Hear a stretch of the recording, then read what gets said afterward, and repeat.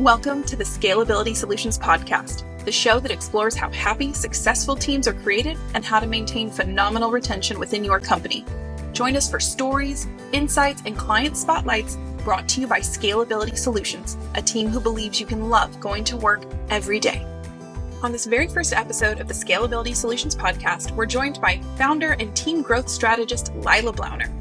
She shares with us the inspiration behind starting Scalability Solutions back in 2015, both the personal and professional reasons that brought her to starting this company.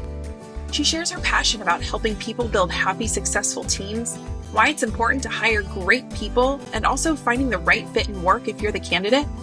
And we talk all about how you can make sure you have a stronger team in the hiring process and some tips for what to do to maintain and create a happy and successful team. Enjoy this very first episode of the Scalability Solutions Podcast. All right, we are here for the very first episode of the Scalability Solutions Podcast. Leila, welcome to our show. Thank you, Sarah. It's good to be here. I know. So let's kick things off. Share with us a little bit about Scalability Solutions. Well, we partner with our clients to help them build and lead happy, successful teams. That usually starts with revolutionizing their hiring. And then from there, we want to really help them thrive post-hire. Awesome. Now, let's have our listeners get to know you a little bit because I've loved everything I've learned about you so far. So how did you come to this point of starting Scalability Solutions? Well, I spent 15 years hiring my own team members, and I had some early lessons learned, and I really realized early on, there's got to be a better way. And I started developing some methods that led to great hires. And I kept fine-tuning those processes throughout the years. And at my last company, we grew from 8 to 200 people in 4 years. And I had phenomenal hires consistently with really great retention. But in that growth, doing that really deep candidate vetting, because those people didn't just come from a cabbage patch, it was a lot of work. Doing that really deep candidate vetting really took a lot of work. And I was already filling in for the vacancy and keeping my team engaged, and they were working a lot of hours, and doing that deep candidate vetting was really killing me. And I needed a company that could do that for me. And recruiters, I worked with a lot of recruiters, and they're great in many ways, but what they don't specialize in is deep candidate vetting for a number of reasons. And so I ended up leaving my job to start the business that I needed and couldn't find. I knew that other companies needed people that could really deeply vet candidates for them. Yeah, they needed what you were doing. And I think that's so interesting that you were so successful at hiring great people, but the process that you had to go through to get to those people was exhausting. And that was a role on its own in addition to what you were already doing.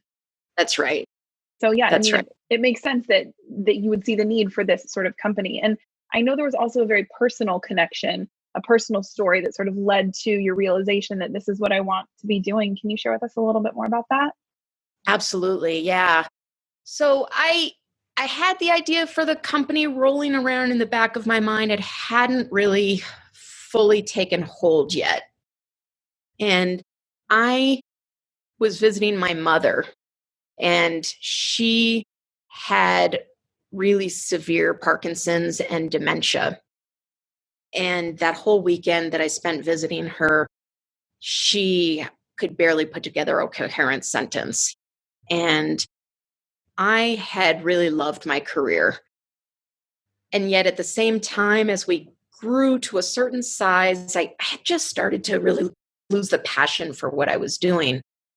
And I flew from that weekend with my mother to a 2-day company event where each department head needed to give a speech to the company. And while I was giving my speech to the company, I had the thought in my head, this is a really great company.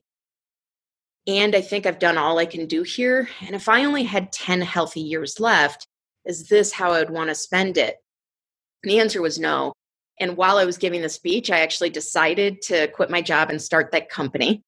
I did so a week later. A week later, I gave 2 months notice, and I have never looked back. That company I quit ended up being my first client, which was a nice transition.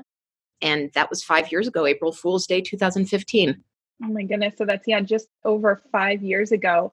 And how interesting to, on the one sort of business hand, see that what you were doing was exhausting, but it was rewarding in terms of finding good people for positions. And you liked doing that, but that you didn't want to continue in the role at that company. And then on your personal side, you realize, wow, what do I really want to be doing for the next 10 years? And is it this? No, it's not.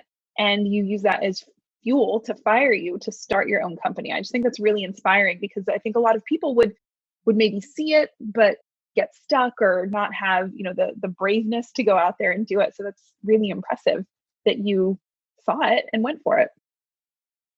Thanks. Yeah. I also had some really great friends that were business owners and mentors that I was able to really, who really inspired and helped me. And it was just a true gift. That's amazing. So it's clear that you're passionate about what you're doing and helping people build these happy and successful teams. So what are some of the ways that you do that for your clients? Yeah. Like I said, we always start by revolutionizing their hiring. And that's in one of 4 service levels. So we either provide them with all the tools and training to be able to make phenomenal hires themselves, or we will do the work for them, or some hybrid model in between those two.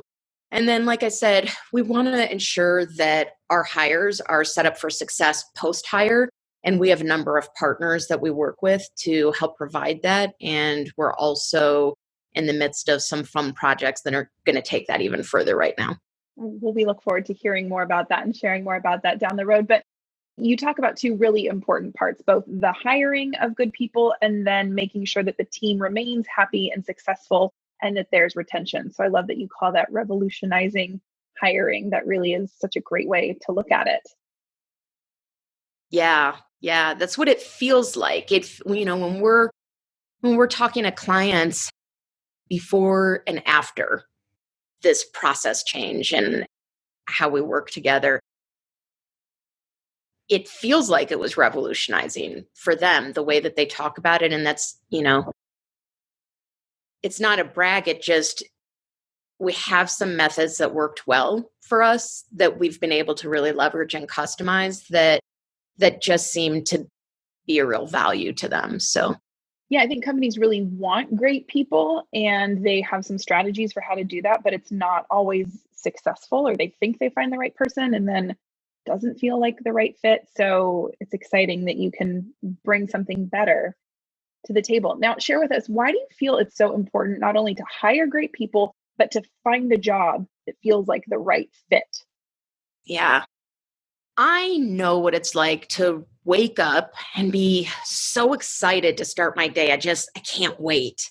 And I also know what it's like to hear an alarm clock and think, oh my God, that doesn't happen very often because I'm just not willing to stay in that space. The Gallup polls show that the vast majority of the country does not wake up excited to start their day. And I just think that's a shame. Everybody deserves that. We spend more of our lives at work than doing anything else, and it shouldn't feel like work. And so, it's the right thing to do for the candidate to help them be excited. And then it's also the right thing to do for the hiring manager. A great hire, like what a difference a great hire makes. That's revolutionizing.